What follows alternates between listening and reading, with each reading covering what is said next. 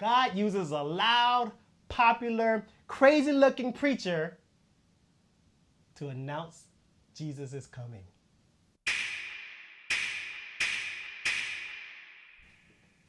What's up, Isaac? What's up?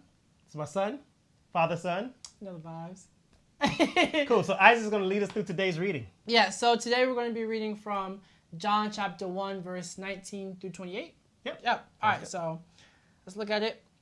The testimony of John the Baptist.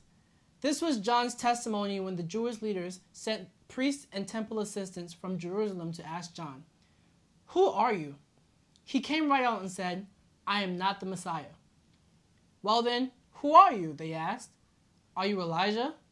"No," he replied. "Are you the prophet we are expecting?" "No." "Then who are you? We need an answer for those who sent us." "What do you have to say about yourself?" John replied in the words of the prophet Isaiah, "I am a voice shouting in the wilderness, clear the way for the Lord's coming." Then the Pharisee who had been sent asked him, "If you aren't the Messiah or Elijah the prophet, what right do you have to baptize?" John told them, "I baptize with water, but right here in the crowd is someone you do not recognize. Though his ministry follows mine, I'm not even worthy to be his slave and untie the straps of his sandal." This encounter took place in Bethany, an area east of the Jordan River where John was baptizing. Yeah, that's some good stuff. And I think today's reading is really simple, but I think the takeaways that we have for today, I think can be life-changing for people who don't know Jesus, but even more so or equally as important for those who do know Jesus. Okay? And so basically what's happening is that the religious leaders were coming because John was getting popular. Right. And, and he wasn't the typical religious leader. He, the Bible in other books, it talks about how he dressed funny and how he, ate funny. He ate locusts and wild honey. Like, What? who eats bugs and honey? Like, that's your diet? Like, Right, exactly. what do you call that diet? That's like not it. That's not even vegan or vegetarian. That's just a whole different level. Yeah, I don't even know what to call it. I was going to try to come up with some Egan or something like that, but listen, that's what he was eating, right? And, so he was a unique character. So they're like, well, who is this guy and why is he getting so popular? Right. And so they came and, they were sent by the leaders and the priests. And they're like, yo, listen, like, who are you? And, he's like, listen, I'm not the Messiah. Because everybody was expecting that Jesus, the Messiah, the one who was the chosen one, right, was going to come. The religious people, they understood, they were Jewish, and so they understood that there would be a Messiah. There would be a chosen one that was going to come. However, he was saying, listen, I'm not him. However, I've come. I'm here because I was sent to prepare people's hearts for Jesus. So you had to set the record straight before anybody started making assumptions. Yeah. So they're like, okay, well maybe he's this guy Elijah, who's an Old Testament prophet, and so they're just kind of trying to figure it out. And he's like, listen, don't get it twisted. Let me just tell you who I'm not. Okay? And so, but I love what it says here in verse 23. He says, "I'm a voice shouting in the wilderness, clear the way." Right? The wilderness is that ugly, bushy, trees everywhere. Right. You could barely walk through. You got to kind of comb your way through it with whatever kind of jungle tools you use. Machetes. So, but I think he was also alluding to the wilderness because in a lot of ways our hearts can look like that. There's dirty, ugly, just a lot of dark, confusion. Like we read about in day one, the darkness that's in our hearts. He's like, prepare your hearts because Jesus is coming. Jesus is coming. And so that's kind of what he was saying. But I think the beauty here is John was so clear about why he was here. He was so clear about what he had no mistake. Right. He wasn't trying to figure out, and he wasn't searching for purpose. And so many of us in life are searching for purpose. We're trying to figure it out. Like, okay, I know God created the earth. And if you didn't know that, you know that from yesterday's reading that Jesus was there at the beginning of creation. Right? But so I know if that's true, I know that I'm here for some kind of reason.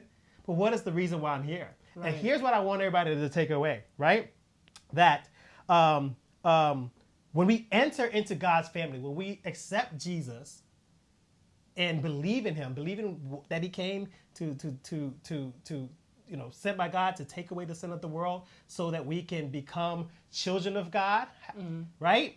That when we enter into God's family in that way, through that rebirth, God gives us great significance and purpose for our lives. Right. We don't got to search for purpose anymore. Right, exactly. 100%. Yeah. So I think that's so exciting. And just the same way John had purpose and was clear about his purpose, he knew that he was here to announce the coming of Jesus. Right. And I think in the same way, when we enter into the family of God through Jesus, God gives us the same purpose to announce that Jesus came so that everybody who hasn't entered into the family of God now has access to God through Jesus. Absolutely. And I think it just changes the dynamic of our life where we don't have to search for purpose anymore, but we understand that we were born with purpose, reborn with purpose.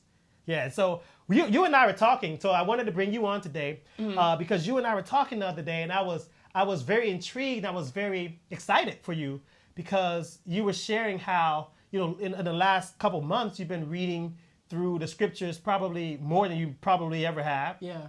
And as you're reading, you started to, feel like you were getting a sense of purpose. And as you were talking, I'm like, wow, like this is amazing how, this what we're talking about today is so true. Yeah. So tell us a little bit about what your experience has been.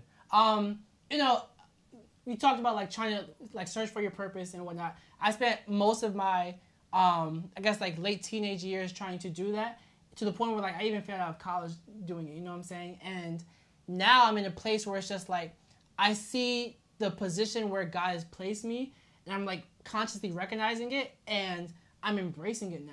Because it's like I don't have to search for something, and I don't have to pick and choose one part of me to be. Like God wants us to be 100% ourselves because he made us as such complex beings. Yeah, so what does that look like in real time for you right now? Understanding that it can evolve over time, and maybe where you are today isn't where you will be a year from now or 5 years from now, but where are you at today? Where do you feel like that looks like in real time?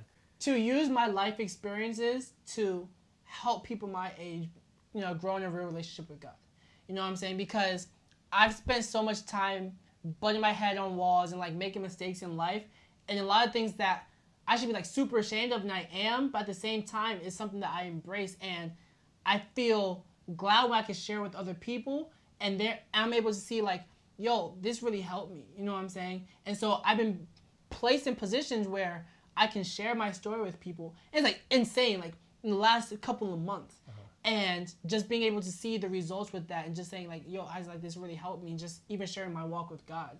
Yeah. What do you mean like put in places with people? Like, just out of the blue, like like I was talking to a friend the other day, and they said they were gonna take a year off from school.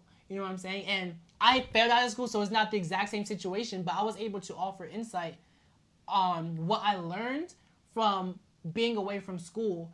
And I told her, I was like, listen, I got to a place where I told God, yo, I can't do this anymore. Like, I've been trying to do things on my own, God. I cannot take this anymore. Please, like, whatever it is that you want to do in my life, like, I'm all in. And then he started moving in my life. You know what I'm saying? And now I'm in a place where I'm helping out with the church, and I'm doing media stuff. I'm helping out with the, like, videography and stuff. And it's crazy how everything just seems to be working.